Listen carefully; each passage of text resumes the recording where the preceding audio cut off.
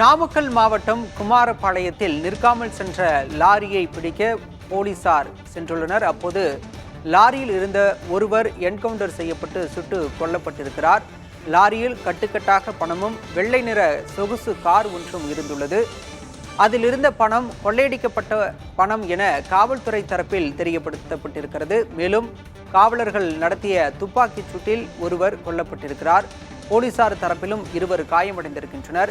காயமடைந்த போலீசார் இருவர் மருத்துவமனையில் சிகிச்சை பெற்று வருகிறார்கள். காவல் ஆய்வாளர் தவமணி, உதவி ஆய்வாளர் ரஞ்சித் ஆகியோர் காயமடைந்திருப்பதாகவும் அவர்கள் மருத்துவமனையில் சிகிச்சை பெற்று வருவதாகவும் தகவல் வெளியாகியிருக்கிறது. கொள்ளையர்கள் தாக்கியதால் குமாரபாளையம் காவல் ஆய்வாளர் தவமணி, உதவி ஆய்வாளர் ரஞ்சித் ஆகியோர் காயமடைந்திருக்கின்றனர்.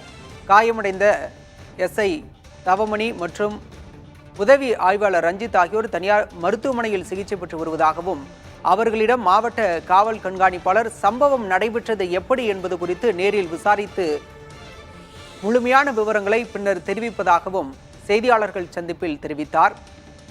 இன்று காலை இந்த சம்பவம் என்பது நடைபெற்றிருக்கிறது. கண்டெய்னர் லாரி ஒன்று நிற்காமல் சென்றிருக்கிறது. சந்தேகமடைந்த போலீசார் அதனை துரத்தி சென்றுள்ளனர். அப்போது கண்டெய்னர் லாரியில் 7 பேர் இருந்ததாகவும் அதில் ஒருவர் போலீசார் நடத்திய என்கவுண்டரில் சுட்டு கொல்லப்பட்டிருப்பதாகவும் தகவல்கள் வெளியாகியிருக்கின்றன. மேலும் கொள்ளையர்கள் தாக்கியதில் காவலர்கள் இருவர் காயமடைந்திருக்கிறார்கள்.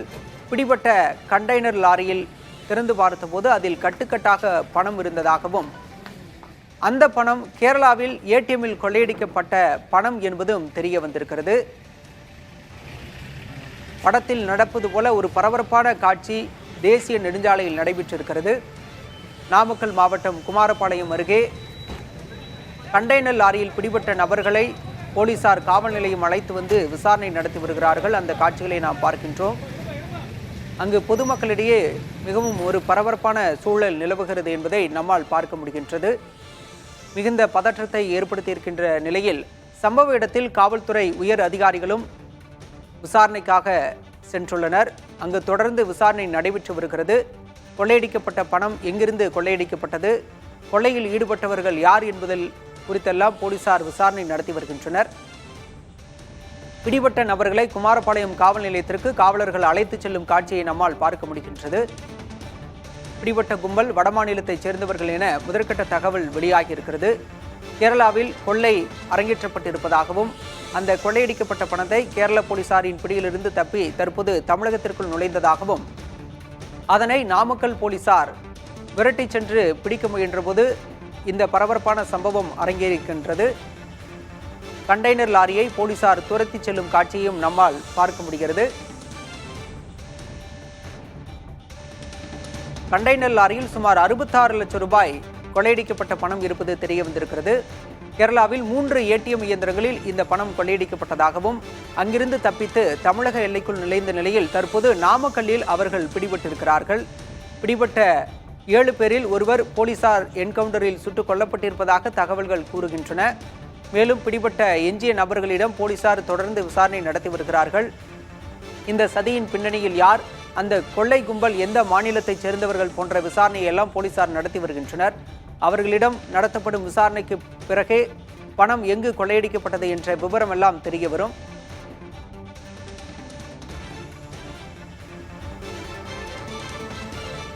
தற்போது சம்பவ இடத்தில் செய்தியாளர் மனோஜ் கண்ணா இணைந்திருக்கிறார். மனோஜ் கண்ணா, தற்போது அங்கு இருக்கக்கூடிய சூழலை பத்தி விவரிங்க.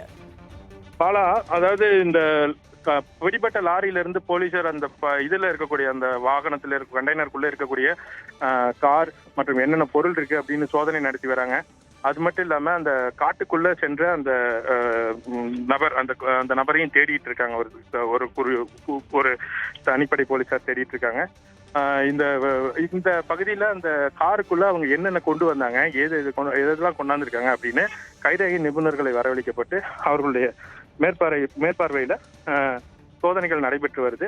இந்த பகுதி பிளாக் செய்யப்பட்டு மேலும் பரபரப்பான சூழல் தான் இன்னும் தற்போதைக்கு வரைக்கும் நிலவி வருகிறது. போலாம் மனோஜ்கண்ணா, கேரளாவில் கொள்ளையடிக்கப்பட்ட பணம் அப்படின்னு தகவல் வெளியாகி இருக்கிறது. காவல்துறை தரப்பிலும் அதுதான் சொல்றதா சொன்னீங்க. கேரள போலீசார் இது பற்றி கொள்ளை தொடர்பாக தமிழக போலீசாருக்கு ஏதேனும் அலர்ட் கொடுத்தார்களா? அப்படியாகத்தான் இந்த சம்பவம் நடைபெற்றிருக்கிறதா? அது பற்றி விவரம் இருக்கிறதா? கேரள போலீசார் தகவல் கொடுத்திருக்க வாய்ப்பு இருக்கிறது. இன்னும் அந்த தொடர்பான முழுமையான தகவல்களை நமக்கு காவல்துறை முழுமையா வெளியிடல. ஏன்னா இந்த சுட்டு பிடிச்சதுல 2 காவலர்களும் அதாவது அடிபட்டிருக்காங்க. அவங்கள பாக்குறதுக்காக பள்ளிப்பாளையம் அரசு மருத்துவமனைக்காக போயிருக்காங்க. இன்னும் ஒரு 15 நிமிடங்கள்ல முழு தகவலையும் தரதா காவல்துறை தரப்புல தெரிவிச்சிருக்காங்க. அதாவது கேரள போலீசார் தகவல்கள் கொடுத்ததாகவும் கூறப்படுகிறது. அது மட்டும் இல்லாம ஒரு 20க்கும் மேற்பட்ட வாகனங்கள்ல தான் இந்த கண்டெய்னர் லாரியை சேஸ் பண்ணி இந்த வாகனத்தை பிடிச்சிருக்கிறதாகவும் கூறப்படுகிறது. உள்ள இருக்கக்கூடியவர்கள் பயங்கரமான ஒரு வடமாநில கொள்ளையர்கள் அப்படிங்கிற மாதிரியும் கூறப்பட்டதுனாலதான் இன்னைக்கு இந்த என்கவுண்டரே நடந்திருக்கு அப்படின்னும் சொல்றாங்க. பாலா, தற்போதைய தகவல்களுக்கு நன்றி மனோஜ் கண்ணா. தொடர்ந்து விவரங்களை சேகரிங்க. மீண்டும் உங்களோடு தொடர்பு கொள்கிறோம். தற்போதைய தகவல்களுக்கு நன்றி. நாமக்கல் மாவட்டம் குமாரபாளையத்தில் கண்டெய்னர் லாரியை மடக்கி பிடித்து போலீசார் நடத்திய சோதனையில் அந்த கண்டெய்னர் லாரியில் கட்டுக்கட்டாக பணம் இருந்ததும் அந்த பணம் கேரளாவில் ஏடிஎம்மில் கொள்ளையடிக்கப்பட்ட பணம் என்பதும் தெரிய வந்திருக்கிறது. மேலும் பிடிபட்ட கொள்ளையர்கள் 5 பேரிடம் விசாரணை நடைபெற்று வருவதாகவும் அதில் ஒருவர் போலீசாரின் என்கவுண்டரில் சுட்டுக் கொல்லப்பட்டதாக தகவல் வெளியாகியிருக்கிறது. இன்னும் உறுதி செய்யப்படவில்லை. அதே நேரம் கொள்ளையர்கள் தாக்கியதில் போலீசார் தரப்பிலும் 2 காயமடைந்திருக்கின்றனர். காயமடைந்த 2வரும் பள்ளிப்பாளையம் மருத்துவமனையில் சிகிச்சை பெற்று வருவதாக செய்தியாளர்கள் தெரிவிக்கின்றனர். மற்றும் ஒரு அண்மை தகவலாக வெளியாகியிருக்கிறது. இந்த கொள்ளை சம்பவத்தை அரங்கேற்றியவர்கள் ராஜஸ்தானைச் சேர்ந்த கும்பல் என போலீசாரின் விசாரணையில் தெரிய வந்திருக்கிறது. இந்த ராஜஸ்தானைச் சேர்ந்த கும்பல் கேரளாவில் 3 ஏடிஎம்களில் கொள்ளையடித்ததாகவும் சுமார் 55 லட்சம் ரூபாய் பணத்தை கொள்ளையடித்து தமிழகத்திற்குள் நுழைந்திருக்கின்றனர். கேரள போலீசார் கொடுத்த தகவலின் அடிப்படையிலா அல்லது தமிழக போலீசாரின் சந்தேகத்திற்கிடமான பிடியில் அவர்கள் சிக்கியிருக்கிறார்களா என்பதெல்லாம் பின்னர் வரும் விசாரணையில் தெரியவரும். தற்போது தமிழக போலீசாரின் பிடியில் கொள்ளையர்கள் பிடிபட்டிருக்கிறார்கள். அவர்களிடம் தொடர்ந்து விசாரணை நடத்தப்பட்டு வருகிறது.